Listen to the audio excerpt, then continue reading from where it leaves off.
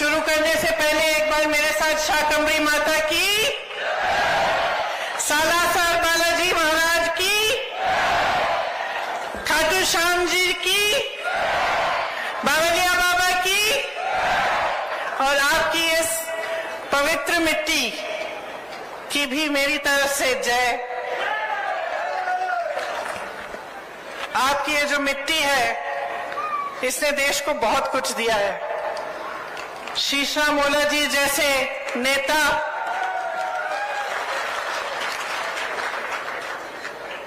अनगिनत शहीद सैनिक आपने इसी धरती से स्वतंत्रता की अलख जगाई। 1857 से लेकर आज तक आपकी धरती के वीर इस देश के लिए शहीद होने के लिए तैयार हैं। यहाँ की माताओं को मेरा प्रणाम। सबसे ज्यादा रिटायर्ड सैनिक झुंझुनू में ही है और सबसे ज्यादा सैनिक जो सरहद पे आज भी तैनात हैं वह भी झुंझुनू से हैं।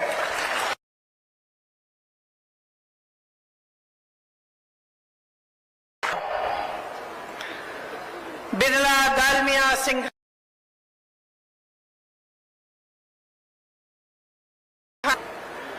यहाँ पर जो शिक्षा का केंद्र बना, जहां जो पूरे विश्व में प्रसिद्ध है, ये भी इसका भी निर्माण आप ही ने किया। भारत की जो गंगा जमुनी संस्कृति है, यहाँ झुंझुनू में इसका मिसाल भी है। यहाँ चंचलनाथ जी के टीले पर कव्वाली भी सुनाई देती है और कमरुद्दीन जी की दरगाह पर भजन भी। ये राजस्थान प्रदेश वीरों का प्रदेश है। आपको गर्व होना चाहिए अपने प्रदेश पे। आपने हमारे देश को कितना दिया। आपकी मेहनती जनता, दिन रात काम करने वाले किसान, आप ही ने इस देश का निर्माण किया है। आप ही ने इस प्रदेश को आगे बढ़ाया है। आपका इतिहास शौर्य का है, शक्ति का है। एक ऐसा इतिहास है जिस पर पूरे देश को गर्व है। तो आज आपके सामने मैं चुनाव के मौके पर खड़ी हूं। ओला जी ने कहा कि मेरे परिवार के बहुत सदस्य मेरे से पहले यहां आए, उन्होंने अपने परिवार के सदस्यों की भी बात की। शायद पायलट जी ने आस्था की बात की कि किस तरह से झुंझुनू के लोगों ने इन नेताओं में अपनी आस्था रखी। चुनाव आता है तो हर पार्टी के लोग, हर पार्टी के नेता आते हैं, सबके भाषण सुनते हैं आप। कभी कभी मेरे मन में आता है कि सबके भाषण एक ही लगते हैं मुझे। हम उनको दोष देते हैं, वो हमें दोष देते हैं। हम कहते हैं कि वो भ्रष्ट हैं, वो कहते हैं हम भ्रष्ट हैं। हम कहते हैं कि हम सेवा करते हैं, वो कहते हैं कि वो सेवा करते हैं। तो आपको कैसे मालूम होगा कि किसकी बात सही है और किसकी नहीं है? और इस देश को चलाने के लिए, प्रदेश को चलाने के लिए आप एक नेता में या एक पार्टी में क्या उम्मीद रखते हैं, क्या चाहते हैं उससे? आपने इस बात को गहराई में, आपने इस बात के बारे में सोचा है? आज मैं इस बात को आपके सामने रखना चाहती हूं कि जो नेता होता है, जो प्रदेश को चलाता है या देश को चलाता है, उसको एक गहरी समझ होनी चाहिए। किसी ने कहा विजन होना चाहिए, रोड मैप होना चाहिए। क्या होता है ये विजन, ये रोड मैप? ये होता है कि भविष्य में क्या बनाना चाहते हैं, किस तरह से प्रदेश का निर्माण करना चाहते हैं, देश को किस तरह से मजबूत बनाना चाहते हैं, और इसमें क्या क्या चीजें हैं जो उसको करनी चाहिए। और ये विजन जो होता है, ये रोड मैप जो होता है, इसी के जरिए फिर विकास होता है। जिस तरह से यहाँ आपका कॉलेज है, ये छात्राएं बैठी हुई हैं, आज आप पढ़ाई कर रही हैं। अगर एक ऐसा नेता इस प्रदेश को चला रहा है जो आपके भविष्य के बारे में सोचे नहीं, तो आप कितनी भी पढ़ाई कर लें, आपको जॉब नहीं मिलेगा। आप रोजगार ढूंढते हुए भटकते भटकते जाएंगे, रोजगार नहीं मिलेगा। अगर ऐसी सरकार है जो सोच नहीं रही है आगे के बारे में, भविष्य के बारे में, आप देखिए यहाँ पे बिट्स पिलानी है आपके क्षेत्र में, किसी के सोच के जरिए बनी, बिरला जी ने बनाई, नेहरू जी ने उनका प्रोत्साहन किया, कहा बनाओ ऐसा इंस्टीट्यूट बनाओ जो विश्व में प्रसिद्ध हो जाए, और उन्होंने किया। आज की सरकार को देखिए, आज की सरकार सिर्फ 2 उद्योगपतियों का प्रोत्साहन कर रही है, सिर्फ 2। उनके जो मित्र हैं उनको पूरी देश की संपत्ति सौंपे जा रहे हैं, देश के बंदरगाह, देश के एयरपोर्ट, देश के जितने भी बड़े बड़े पीएसयू थे।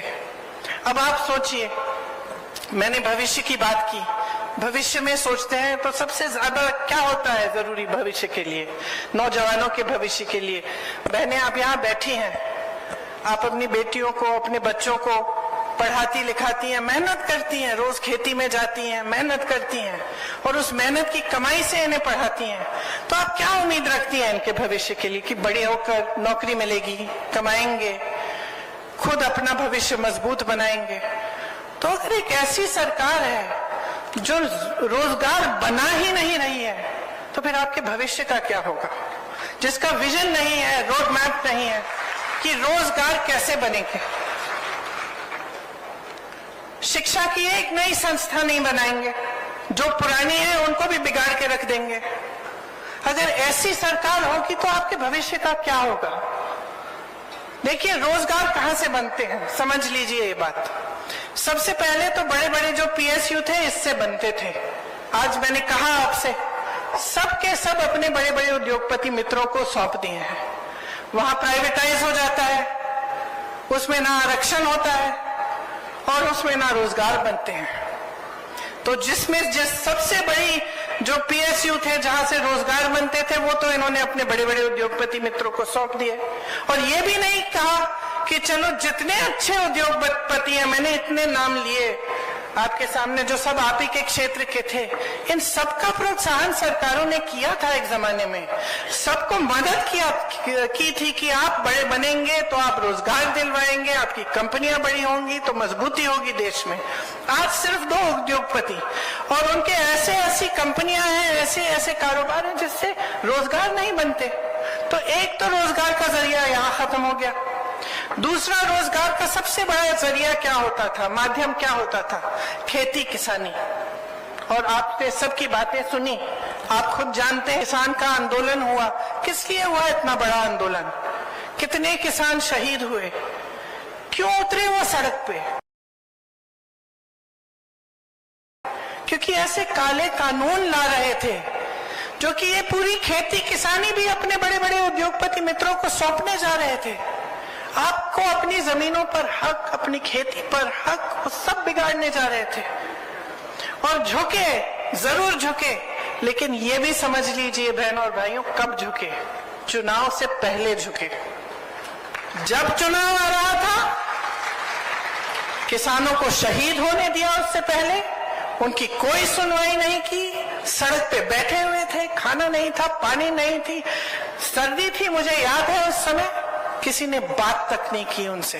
बात तब होनी शुरू हुई जब चुनाव सामने आ रहा था। तब तक हमने खुद आंदोलन किया। लखीमपुर खीरी में किसानों को अपनी जीप के नीचे कुचलने वाले मंत्री के बेटे को उन्होंने बचाया, और वो मंत्री उनके साथ मंच पर बैठता था। कुछ नहीं किया, तब किया जब तुम चुनाव आने लगे। तो आप सोचिए, किसानों ने आंदोलन किया, क्यों किया? जैसे मैंने कहा, क्योंकि एक ऐसी नीति आ रही थी जो उनको कुचलने वाली नीति थी। इसी तरह से हर वर्ग को देखिए, आप महिलाओं की बात कर रहे हैं, सब कर रहे हैं आजकल, क्योंकि आजकल नेता भी समझ गए कि महिलाओं का वोट बहुत कीमती है, इसीलिए आप सब महिलाओं की बात कर रहे हैं। लेकिन महिला आरक्षण की बात सबसे पहले किसने की? सालों पहले कांग्रेस पार्टी ने की। महिलाओं को आरक्षण किसने दिए? पंचायतों में सबसे पहले कांग्रेस पार्टी ने दिए। और इन्होंने एक ऐसा कानून पास किया है जो 10 साल तक ये कहते हैं लागू नहीं होगा। तो क्या करेंगे हम इस आरक्षण का, अगर 10 साल हमें रुकना पड़ेगा इसके लिए? तो इनकी बातें जो है पूरी तरह से खोखली हैं। जो उदारता होनी चाहिए, जो समर्पण होना चाहिए, वो नहीं है। उदारता तो वो होती है जो किसान बाहर बैठा हुआ है सर्दी में, खा नहीं रहा है, पी नहीं रहा है, सुनवाई तो कर लो, समझ तो लो क्या कह रहा है इस देश की जनता, क्या कह रही है आपसे। लेकिन आज जो सरकार है, मोदी जी की सरकार, भाजपा की सरकार, उसमें आपकी कोई सुनवाई नहीं है। ये सरकार सिर्फ बड़े बड़े उद्योगपतियों के लिए चल रही है, और वो भी गिने चुने जो इनके मित्र हैं, जिनको पूरी देश की संपत्ति सौंपकर इनकी सत्ता मजबूत रहे। तो आपको समझना पड़ेगा कि आज की जो परिस्थितियां हैं उनसे आपका भविष्य कैसे बनेगा। ओपीएस की आपने बात की। अब जो कर्मचारी है 20-20 साल काम करता है, उसकी क्या उम्मीद होती है। और सरकारी नौकरी, मुझे याद है बचपन में भी जब मैं छोटी थी तो मुझे याद है कि बहुत लोग आते थे कि सरकारी नौकरी किसी तरह से इंदिरा जी से कह दीजिए, पिताजी से कह दीजिए, किसी तरह से हमारी लग जाए तो हमारा जीवन बन जाएगा। किस लिए कहते थे ये बात? क्योंकि नौकरी करने के बाद 20-20 साल नौकरी करने के बाद पेंशन तो ठीक ढंग का मिलता था, उसकी सुरक्षा होती थी। आज जितनी भी ये पुलिसकर्मी है, जितने यहाँ तैनात है, क्या किसी को पुराना पेंशन नहीं मिल सकता? जब आप मांग उठाते हैं तो आपको कहा जाता है कि पैसे नहीं है इसके लिए। तो अगर इसके लिए पैसे नहीं है तो बताइए, इतने बड़े बड़े उद्योगपतियों के कर्ज माफ करने के पैसे कहां से आए? जो हजारों करोड़ रुपए इनके माफ होते हैं, वो पैसे कहां से आए? जो मोदी जी 2 हवाई जहाज अपने लिए विदेश में जाने के लिए खरीदते हैं, एक 8,000 करोड़ का, दूसरा 8,000 करोड़ का, 16,000 करोड़ के 2 हवाई जहाज सिर्फ अपने लिए खरीदते हैं, उसके लिए पैसे हैं। 20,000 करोड़ रुपए के आपके पास है खर्चने के लिए नए संसद को बनाने के लिए, जबकि पुराना संसद ठीक तरह से चल रहा है। उसका सुंदरीकरण करने के लिए आप 20,000 करोड़ रुपए खर्च करने के लिए तैयार हैं, लेकिन किसान की मांग, किसान का कर्ज माफ नहीं करेंगे। ओपीएस के लिए आपके पास पैसे नहीं है। तो आज की सच्चाई ये है, असलियत ये है, आपने देश को अनगिनत शहीद दिए। इस सरकार ने क्या किया? आपके लिए अग्निवीर ले आए। जब मैं किसानों के लिए लखीमपुर खीरी में आंदोलन कर रही थी, उस समय जब इन्होंने किसानों को कुचला था जीप के नीचे, तो हम उनके परिवार से मिलने के लिए जाना चाह रहे थे, हमें रोक दिया गया। तो हमने, रात का समय था, हम निकल गए अपनी गाड़ी से, हम चले गए कि हम किसी न किसी तरह हम पहुंचेंगे परिवारों के पास। पुलिस ने सब जगह वो नाकाबंदी की हुई थी, हमें ढूंढ रहे थे, हम ऐसे ही निकल गए गाड़ी में पीछे छुप के। 4 बजे रात को हम एकदम एक दूर एक गांव में थे, कुछ नहीं था वहां, बिजली नहीं थी, कुछ नहीं था, और हम इंतजार कर रहे थे कि हमारे कुछ साथी जाके देखें कि पुलिस कार खड़ी है, हम दूसरी तरफ से निकले। तो मैंने देखा कि कम से कम 30-40 बच्चे 3:30 बजे सुबह सड़क पे आ गए। तो मैंने अपने साथियों से पूछा, ये क्या हो रहा है? अरे दौड़ लगाने आए हैं। मैंने कहा, दौड़ किस लिए अभी इस समय? कहते नहीं, है दौड़ लगाने आए हैं क्योंकि सेना में भर्ती होना चाहते हैं। तो मैंने खुद अपनी आंखों से देखा है कि यूपी के गांव-गांव में, हरियाणा के गांव-गांव में, राजस्थान के गांव-गांव में ये एक उम्मीद है नौजवानों में कि हम सेना में भर्ती होंगे, हमारा जीवन बनेगा, हमें अच्छी नौकरी मिलेगी और हम देश के लिए शहीद हो सकते हैं। और ये आशा, ये उम्मीद अपने दिल में रखते हैं कि हम देश की रक्षा करेंगे, हम देश की सुरक्षा करेंगे। बदले में क्या मिला? 4 साल की स्कीम कि आप सुबह ऐसी दौड़ लगा रहे हो, ट्रेनिंग कर रहे हो, हर तरह की मुश्किलों का सामना करके आप सेना में भर्ती होने की कोशिश करेंगे, और सेना में भर्ती होने के बाद 4 साल बाद आप घर वापस आ जाएंगे और आपको वो भी बेनिफिट्स नहीं मिलेंगी जो बाकी सेना में मिलती है। तो आजकल जब मुझे नौजवान मिलते हैं, मुझे कहते थे हम तो इस बार तो हम भरेंगे ही नहीं एप्लीकेशन, हम भर्ती ही नहीं होना चाहते, क्या फायदा है दीदी? तो तो जहां जहां आप देखो ये सरकार आपको दबाने की कोशिश करती है और आपके भविष्य को नकारती है, सिर्फ अपनी सत्ता, अपना भविष्य देखना चाहती है। आज बेरोजगारी इस देश में 45 सालों में सबसे ज्यादा बढ़ गई है। जैसे मैंने कहा, जहां जहां से रोजगार बनना था वो तो खत्म कर दिया आपने। जो छोटे कारोबार थे, छोटे बिजनेस, छोटी दुकानें, यहां से भी रोजगार बनते थे, क्या किया? नोटबंदी लाए, जीएसटी थोप दी। अब हर चीज पे जीएसटी, सब कुछ महंगा हो गया, दुकानदार अपनी कमाई नहीं कर पा रहा। तो जहां जहां से रोजगार बनने थे वो सारा खत्म कर डाला। ऊपर से महंगाई इतनी बढ़ा दी कि प्रदेश की सरकारें आपके लिए महंगाई राहत कैंप लगा रही हैं। आपके लिए प्रदेश की अशोक गहलोत जी की सरकार महंगाई राहत शिविर लगा रही है, क्योंकि महंगाई भाजपा की जो देश में जो सरकार है केंद्र में, उन्होंने इतनी बढ़ा दी है। मेरी बहनें बैठी हैं, आपको मालूम है जब कुछ पकाना पड़ता है या कोई त्योहार होता है, अभी दशहरा था, अब दिवाली आएगी, तो मन में क्या बात है कि किस तरह से मैं करूंगी। आप कुछ खरीदना चाहते हैं घर के लिए, धनतेरस आएगा, धनतेरस पे खरीदना चाहती हैं, तो आपके दिल में हमेशा ये बात होती होगी कि कैसे करूंगी, कमाई तो कम हो रही है, महंगाई इतनी बढ़ रही है, बच्चों को पढ़ाना है, उनको स्कूल भेजना है, उनकी फीस भरनी है, उनकी किताबें खरीदनी है, उनके कपड़े जूते खरीदने हैं, कोई बीमार पड़ जाता है उसका इलाज कराना है। यहाँ तो प्रदेश सरकार ने आपको इतनी मदद दी है, महंगाई राहत शिविर लगाए हैं, इलाज के लिए 25 लाख का बीमा है, 25 लाख का इलाज मुफ्त। जब मैं दूसरे प्रदेशों में जाती हूँ और ये बात कहती हूँ तो चौंक जाते हैं। वहां तो अगर कोई बीमार पड़ता है तो दिल में इतना टेंशन हो जाता है, इतनी घबराहट हो जाती है कि किस तरह से हम इसका इलाज भी कराएंगे। तो ये परिस्थितियां हैं आज की। तो इन सबको आप अच्छी तरह से जब समझेंगे और आप जागरूक बनेंगे कि किस तरह की सरकार आप चाहते हैं, किस तरह के नेता चुनना चाहते हैं। क्या आप ऐसे नेता चाहते हैं जो सिर्फ अपना ही भविष्य देखते रहे, अपनी सत्ता में रहने का काम करते रहे और आपके बारे में सोचे ही नहीं? चुनाव आए तो धर्म की बातें शुरू। तो आपका काम है कि नहीं है, आपका दायित्व है, आपका धर्म होना चाहिए और आपका कर्तव्य है कि आप नेता को जवाबदेह बनाओ। और असलियत यह है बहनों और भाइयों कि जो धर्म की राजनीति चलाते हैं उनकी जवाबदेही खत्म हो गई है। वो समझ गए हैं कि चुनाव के समय धर्म की बात कर लो, जाति की बात कर लो, सबके जज्बात उससे जुड़े हुए हैं, सबको डरा लो, सबको कह दो कि हम धर्म की सुरक्षा नहीं करेंगे तो ऐसा हो जाएगा, वैसा हो जाएगा और वोट मिल जाएंगे।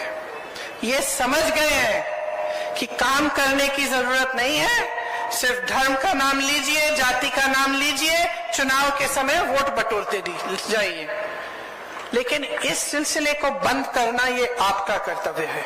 जब तक आप जागरूक नहीं बनेंगे, जब तक आप ये तय नहीं करेंगे कि जो नेता है वो काम की बात करे, वो काम करके दिखाए और उसी काम के अनुभव पर आपका वोट लगेगा, तब तक ये राजनीति चलती रहेगी। और देखिए, मैं कुछ दिनों पहले सिकराई गई थी, वहां पे मैंने एक बात की, इतना भड़क गए भाजपा वाले कि मुझ पे केस भी डाल दिया उन्होंने। और मैंने बात सुनिए क्या कही थी। मैंने ये कहा था कि मैंने टीवी पे देखा, पता नहीं सच है कि नहीं, क्योंकि टीवी पे ऐसी बातें भी होती है जो सच नहीं है आजकल, लेकिन मैंने टीवी पे देखा कि श्री देव नारायण जी के मंदिर में मोदी जी गए और उन्होंने एक बक्सा होता है ना मंदिर का, उसमें लिफाफा डाल दिया। हाँ, फिर उस लिफाफे को 6 महीने के लिए किसी ने खोला नहीं कि मोदी जी ने डाला है। 6 महीनों बाद वहां के जो मंदिर के जो पंडित हैं और सब लोग इकट्ठे हुए और टीवी वाले भी कैमरा लेके गए और उन्होंने वो बक्सा खोला तो उस लिफाफे में से क्या निकला? 21 रुपए निकले। तो सबकी उम्मीदें कहां थी और निकला क्या? देश के प्रधानमंत्री इतने बड़े नेता और उन्होंने 21 रुपए का लिफाफा डाल दिया सबके सामने कि लिफाफा तो डल रहा है, उसके अंदर क्या है हमें नहीं मालूम। तो देखिए, मैं तो समझ गई कि ये मोदी जी का लिफाफा खाली है। ये बात चुभ रही है इनको, क्योंकि ये बात सच ही होगी। और ये बात इसलिए चुभ रही है क्योंकि जो काम ये करते हैं उससे यही दिख रहा है बार बार। वो कहते हैं महिलाओं के लिए आरक्षण, आरक्षण कब आएगा? 10 साल बाद। बिल पास हुई अभी, आरक्षण आएगा 10 साल बाद। इसका मतलब क्या है? मोदी जी का लिफाफा खाली है। हमने जाति जनगणना की बात की, इन्होंने ओबीसी वर्ग के लिए बोला कि हम आगे बढ़ाएंगे, हम खूब काम करेंगे एससी, एसटी, ओबीसी के लिए। फिर जब हमने जाति जनगणना की बात की, फिर से मुंह बंद, कुछ नहीं कहते। क्यों? क्योंकि मोदी जी का लिफाफा। ईआरपीसी का वादा किया, 10 साल निकल गए, बनाया उन्होंने? नहीं बनाया ना। क्यों? क्योंकि मोदी जी का लिफाफा। देखिए, इनके सिर्फ खाली घोषणाएं हैं, खोखली घोषणाएं हैं, खाली लिफाफे हैं। जो भी घोषणा करते हैं उसको जमीन पे उतारते नहीं हैं। आज कांग्रेस की सारी सरकारें जितनी भी गारंटी दी हैं, जितनी घोषणाएं की हैं, आज जमीन पर उतार रही हैं। छत्तीसगढ़ को देखिए, राजस्थान को देखिए, हिमाचल प्रदेश को देखिए, कर्नाटका को देखिए। और मेरी बातों पे मत जाइए, ये नौजवान बच्चे बैठे हैं, मेरी बातों पे मत जाओ, इंटरनेट पे जाओ, देखो कि कौन से प्रदेशों में कौन सी गारंटी लागू हो रही है कि नहीं, और आपको खुद दिखेगा। आपका अपना अनुभव है, आप महंगाई शिविर कैंप में गए होंगे, आपको यहाँ की प्रदेश की सरकार ने जितनी भी सुविधाएं दी हैं, आपको उसका अपना अनुभव होगा। तो आप मन बना लीजिए इस बार। कांग्रेस की बहुत सारी परियोजनाएं हैं, इधर बड़ी लंबी लिस्ट है, स्वास्थ्य, भोजन, शिक्षा, सब चीज। पूरे देश में राजस्थान आज स्वास्थ्य का अधिकार देने वाला पहला राज्य है। स्वास्थ्य बीमा मैंने आपसे कहा 25 लाख रुपए तक है।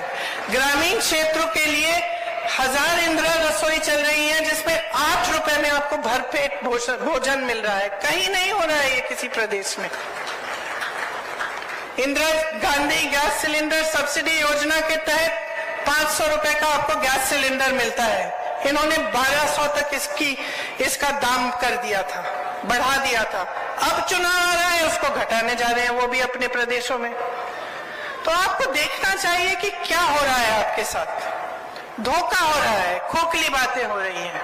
हमारी सरकार ने यहाँ 1 करोड़ से ऊपर उपभोक्ताओं का बिजली बिल शून्य बनाया है। आपको बिजली बिल शून्य की मिलती है। यहाँ आज मिनिमम इनकम गारंटी एक्ट लागू है।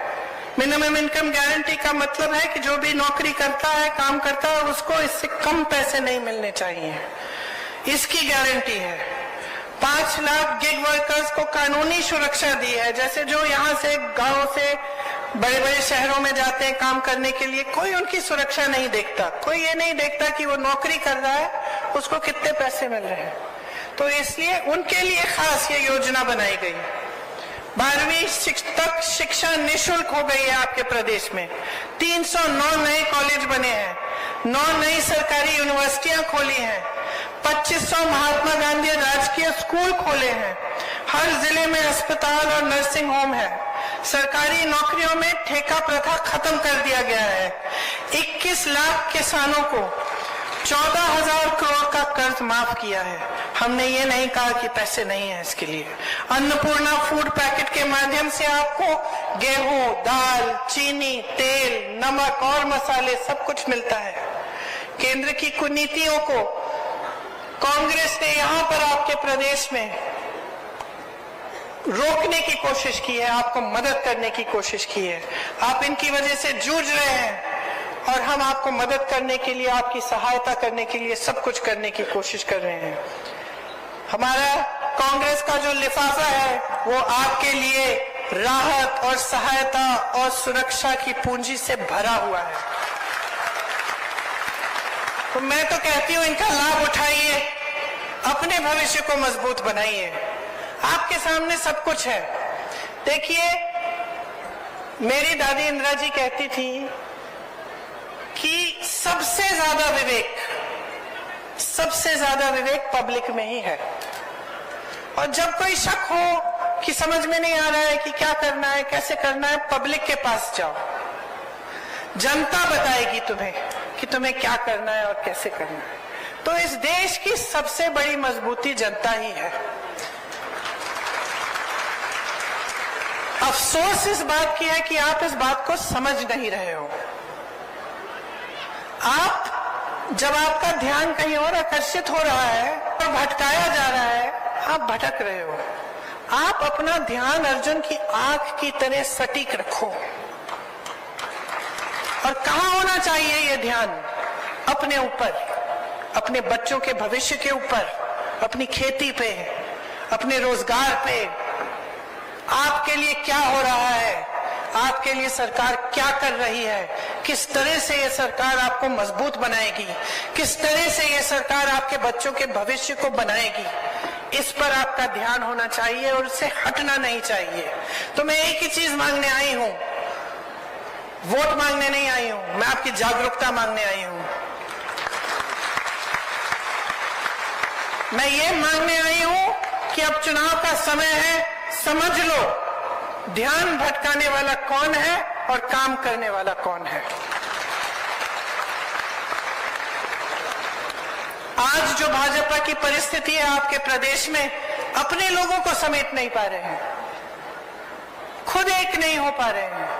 वो तो ये देख रहे कि उनके कौन से वरिष्ठ नेताओं को मार्गदर्शक मंडल में डालें, खुद देख रहे हैं ना। तो आपसे वोट किस आधार पर मांग रहे हैं? मोदी जी तो आकर कहते हैं कि मुझे वोट दो। भाई मोदी जी थोड़ी बनने जा रहे हैं आपके मुख्यमंत्री, वो तो प्रधानमंत्री है।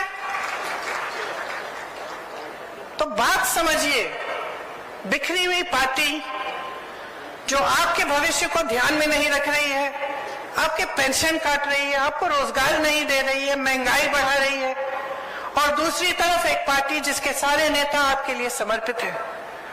नौजवान नेता सचिन पायलट, बुजुर्ग नेता